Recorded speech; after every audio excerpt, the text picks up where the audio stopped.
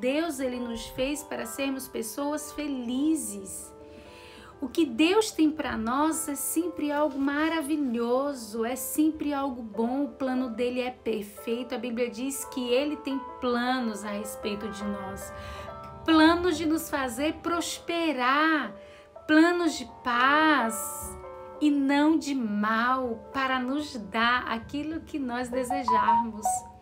Então, nessa noite, nós vamos ratificar, nós vamos declarar que o nosso Deus é a nossa alegria, que a alegria do Senhor é a nossa força e que nossa alegria ela não está dependente, ela não depende das circunstâncias que nós estejamos passando ou vivendo. O Espírito de Deus ele é alegre e o Espírito de Deus habita dentro de você. Amém? Então vamos para o ladrão da alegria número 1. Vocês querem descobrir qual é o número 1? O ladrão número 1 da alegria? Vejam comigo. Sabe qual é o primeiro ladrão da alegria? Primeira coisa assim que Satanás ele quer nos atingir por meio das obras da carne. Veja, querido, fica comigo até o finalzinho. Veja aqui o que diz nesse livro. Os seguintes versículos, eles começam a relatar a história de Abraão e Sara, cujas obras da carne prejudicaram sua promessa à alegria. Tinha uma promessa de Deus na vida de Abraão e Sara. Mas o que foi que aconteceu? A obra da carne prejudicaram essa promessa. Então, depois desses acontecimentos, veja só, ouçam comigo aqui o versículo que fala, a palavra que fala. Veio a palavra do Senhor a Abraão numa visão e disse: não temas, Abraão, eu sou o teu escudo e teu galardão, e será sobremodo grande. Respondeu Abraão: Senhor Deus, que me haverás de dar se continuo sem filhos e o herdeiro da minha casa é o Damasceno, o mordomo, o Eliseu? Disse mais Abraão: a mim não me concedeste descendência e um servo nascido na minha casa será o meu herdeiro? A isto respondeu logo o Senhor, dizendo: não será esse o teu herdeiro, mas aquele que será gerado de ti será o teu herdeiro. Então conduziu-o até fora e disse: olha para os céus e conte as estrelas, Abraão, se é que você pode contar. E ele disse: será assim a tua posteridade. Aleluia! Ele creu, confiou, apoiou-se, permaneceu crendo firmemente no Senhor. E isso lhe foi imputado para justiça. Significa a posição correta de Deus. Isso está em Gênesis, no capítulo 15, no versículo 1 até o 6. Querida, essa é verdadeiramente uma história impressionante. Deus disse a Abraão, olha só, Deus disse a Abraão: eu te abençoarei. Né?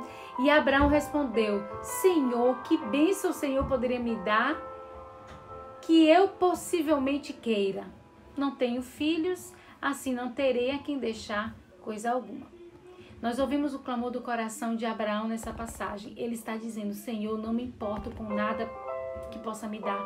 O que quero realmente, Senhor, é o que eu não tenho. O que eu quero é um filho. Por favor, dê-me um herdeiro, porque o herdeiro que eu tenho é o Damasceno, né? É o Eliezer. Então, assim, ele estava ali apelando por seu milagre, né? E o que Abraão realmente queria era isso, era um filho. Para você pode ser qualquer outra coisa.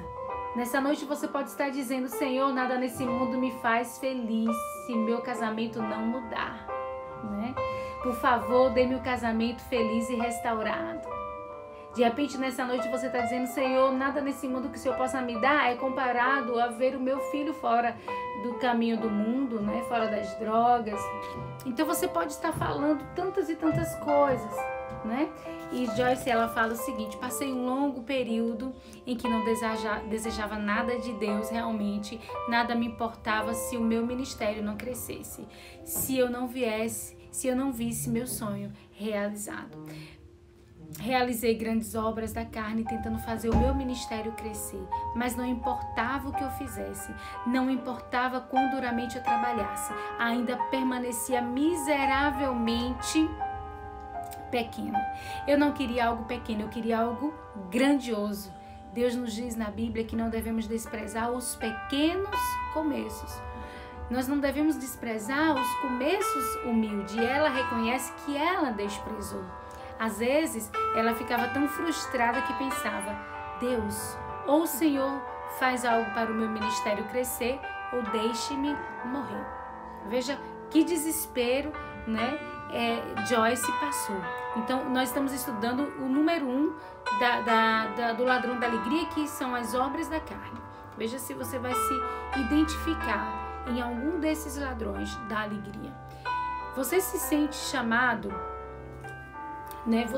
Você sente que sua vida não está no ponto que você deseja, né?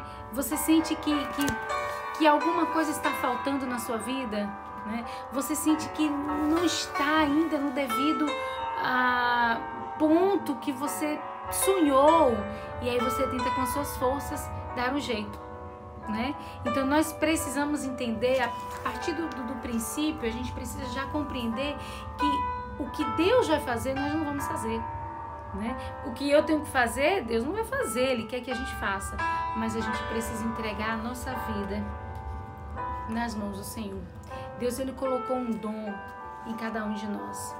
Deus entregou dons e talentos, mas a gente precisa, né? A gente precisa servir a Ele com os dons que Ele nos deu. Mas naquilo que o Senhor está nos chamando para nos aquietar nossa alma, descansar, confiar, a gente precisa compreender isso, essa grande verdade do descanso, né? O que aconteceu com Abraão? Ele se apressou. Havia uma promessa dada para eles, mas infelizmente ele se adiantou, né? Sara se adiantou, né?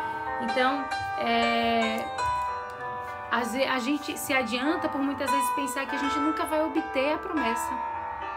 Como a gente viu aqui no versículo, Deus estava tentando dar a fé, né? Tentando a fé de Abraão quando lhe disse para sacrificar o seu filho Isaque. Ali ele já recebeu a promessa e Deus estava já tentando ali a fé. Você realmente crê?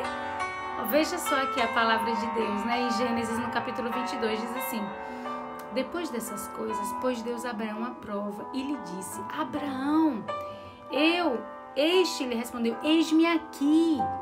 Acrescentou Deus: toma teu filho, teu único filho Isaque, a quem me amas, e vai até a terra de Moriá. Oferece-o ali em holocausto, sobre um dos montes que eu vou te mostrar.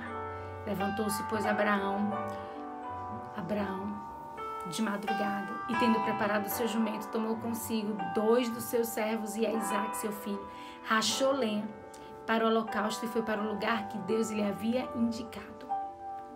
Creio que Deus estava testando também as prioridades de Abraão. Isaque provavelmente se tornara muito importante para Abraão.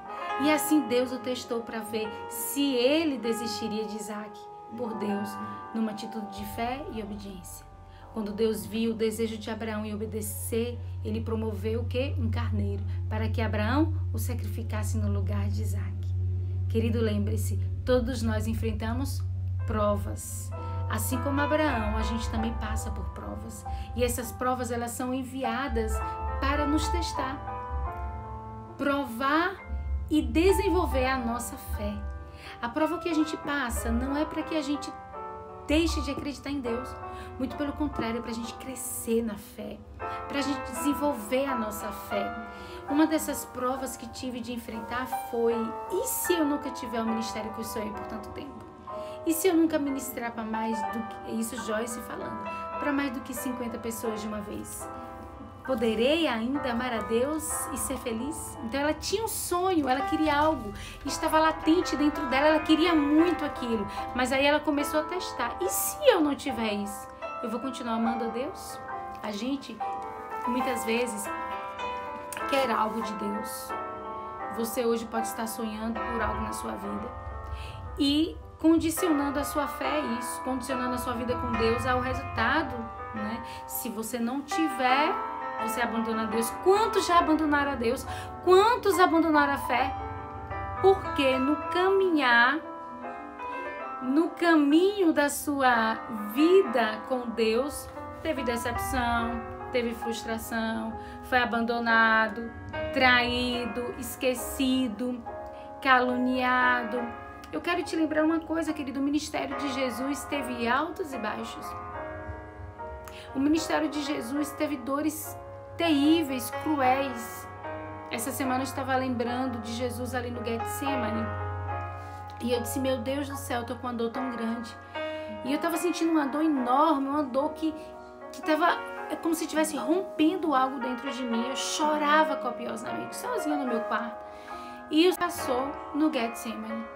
E tudo que ele passou foi para que eu hoje possa ver a humanidade dele e entender que ele passou e ele não desistiu.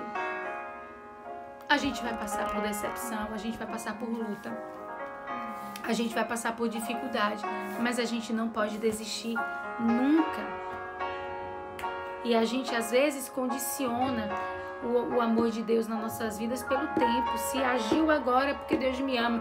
Tá demorando muito, então Deus não me ama. Tá demorando muito de acontecer. Tá demorando muito do meu casamento ser restaurado. Tá demorando muito da bênção chegar. Tá demorando muito da minha promoção no meu trabalho. Tá demorando muito do meu casamento acontecer. Tá demorando muito de eu engravidar. Tá demorando muito do meu emprego sair. E aí a gente vai e tenta com as nossas próprias mãos fazer aquilo que Deus falou que faria. Se você confia que Deus te deu uma promessa, confia no tempo dele. Não haja com suas próprias mãos. A obra é de Deus. A promessa é dele.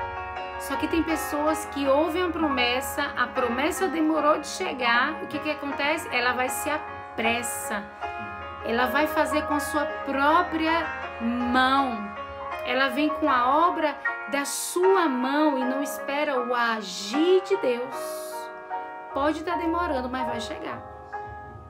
A fé é o firme fundamento das coisas que se esperam. Você crê naquilo, você crê, você sabe que vai chegar, você já visualiza, você já toma posse, você declara, você traz a existência, você declara, você profetiza e você vive o seu milagre. Você engravida do seu milagre, você dá nome ao seu milagre. As pessoas não estão vendo, mas elas não precisam ver. Quem precisa ver o seu milagre é você. Sim, de repente você tá lá com o seu nenenzinho balançando no braço e elas não estão vendo nada no seu braço, mas você já tá sentindo. Porque você sabe que em 9 meses vai chegar o seu bebê e você vai, ó. Então, a fé já é um ensaio daquilo que você vai ver.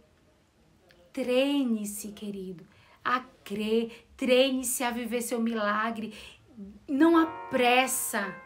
Não age com suas próprias mãos. A promessa de Deus vem.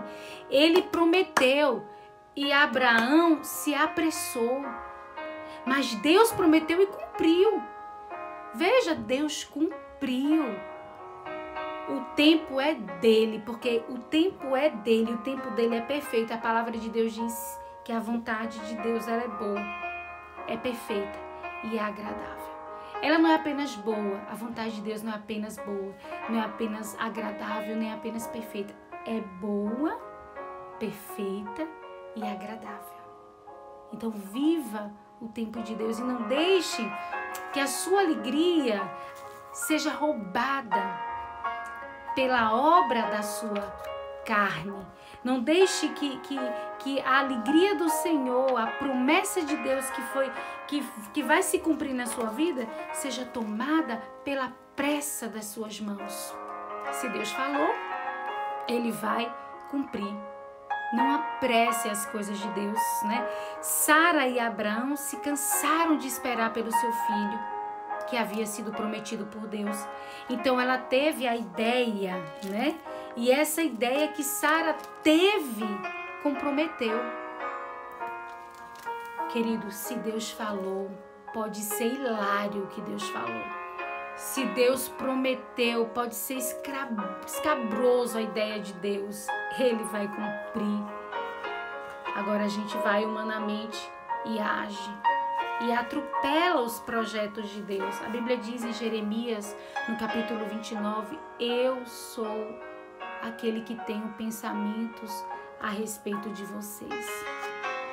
Pensamentos de paz e não de mal, para te dar o que você desejar.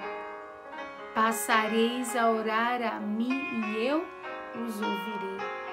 Buscar-me-eis e me achareis quando me buscardes de todo o vosso coração.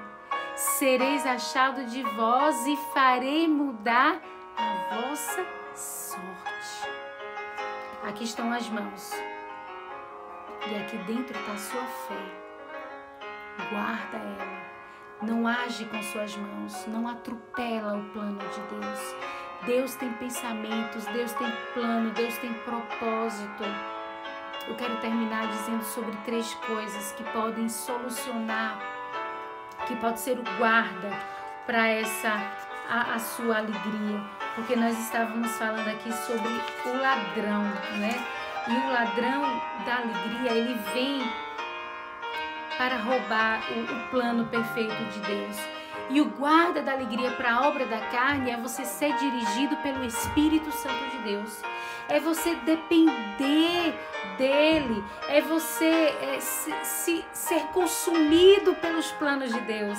É você se deleitar na vontade dele. O salmista disse, deleita-te no Senhor e ele concederá o desejo do teu coração. Entrega o teu caminho ao Senhor, confia nele e tudo mais ele fará.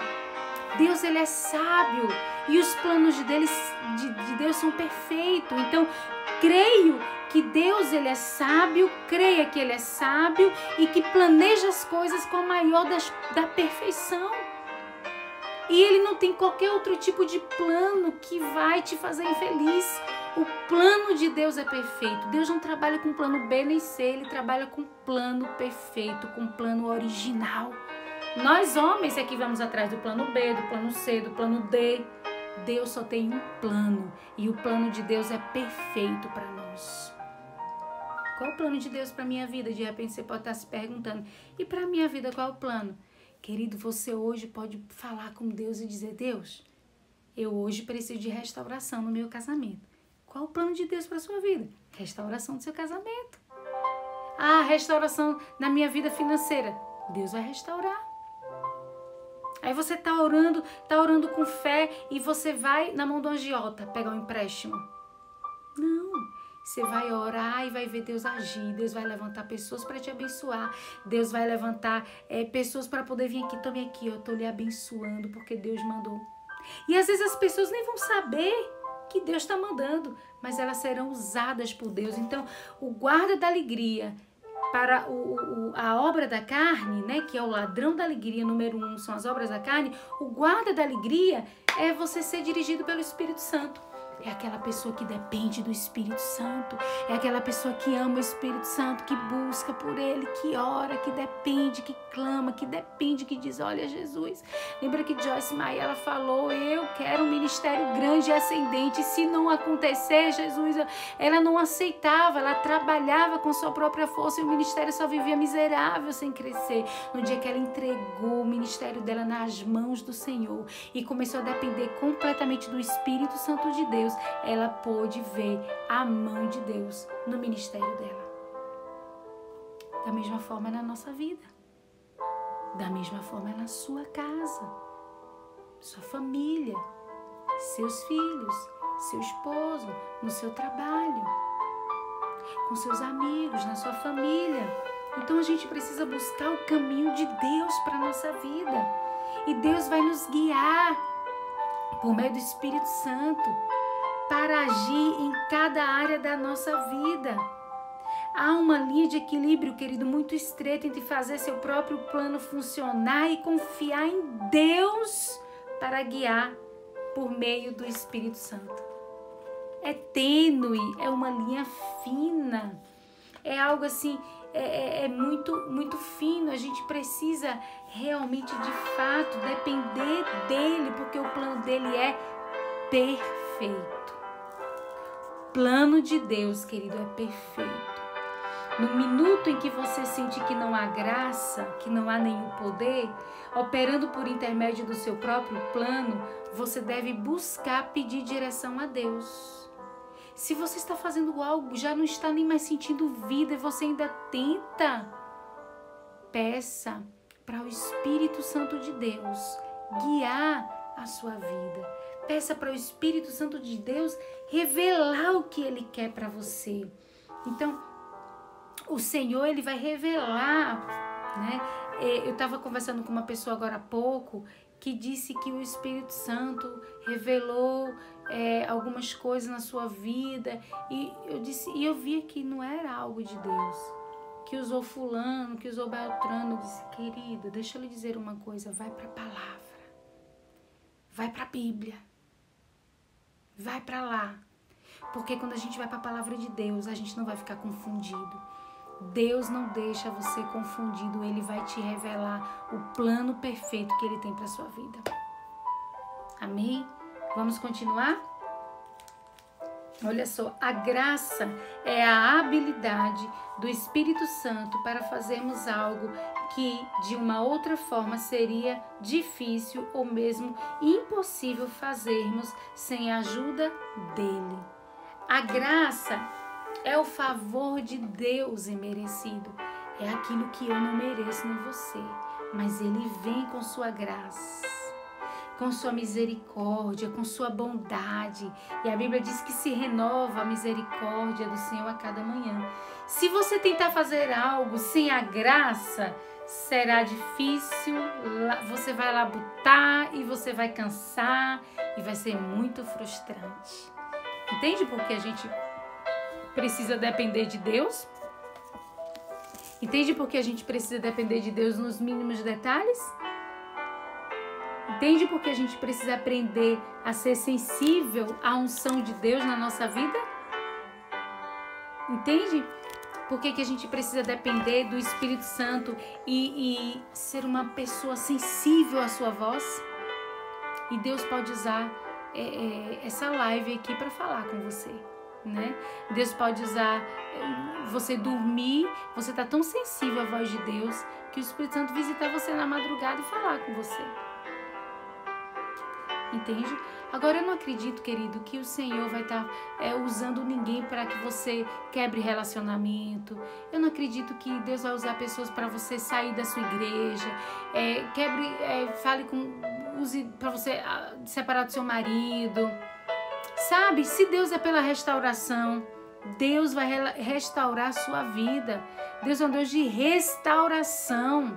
Deus é um Deus de renovação. Eu creio no propósito de Deus. Então eu creio no plano perfeito de Deus. Eu creio que Deus, Ele tem coisas boas para nós. E uma das coisas que eu preciso dizer para você aqui, para a gente poder finalizar, é: deseje mudança na sua vida, né? Porque depois de você ter passado pelo processo ali de descoberta, né? Que você estava agindo com suas forças, com suas próprias mãos, tentando salvar seu casamento no grito, ou tentando fazer alguma coisa na sua força, né? Correndo atrás dos agiotas, né? Correndo atrás, ligando para A e B, me revele, me diga, né? Você começa a depender do Espírito Santo. Aí você entra na linha da vida. Na linha da vida. E isso vai proteger contra esse ladrão da alegria. Porque tudo isso é para roubar a sua alegria. Tá aqui a situação, o problema. A gente tenta amenizar. E quando chega lá no final, o problema aumenta. Porque não resolve. Quem resolve o nosso problema é Deus. Aí Ele vai usar quem Ele quer, Ele vai usar amigo, Ele vai usar uma bênção, Ele vai usar um trabalho, uma porta de emprego, Ele vai usar um marido, a esposa. Ele vai usar o que Ele quer, quem Ele quer, na hora que Ele quiser. Amém? E o Espírito Santo, ele nos leva a mudanças na nossa vida. Mas mudança com propósito. Se você hoje tinha perdido sua alegria, eu vou dizer só 3 palavras. Você precisa hoje de 3 palavrinhas. Da presença de Deus, da palavra de Deus e descobrir o propósito de Deus. A presença de Deus, você precisa voltar para a comunhão, para a oração. A palavra, são 3 P's, tá vendo? A palavra, você precisa meditar nela. Medita na palavra de Deus. E o propósito, você precisa se sentir útil. Você precisa servir ao Senhor na casa de Deus. Seguir o fluxo da linha da vida. Eu recebo e eu dou. Eu recebo e eu dou.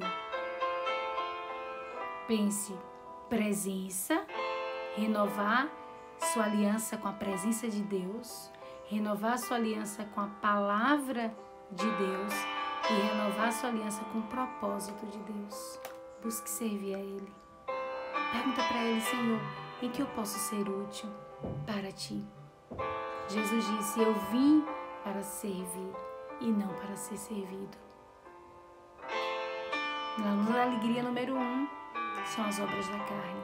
E o guarda da alegria é você ser dirigido pelo Espírito Santo de Deus. Amém?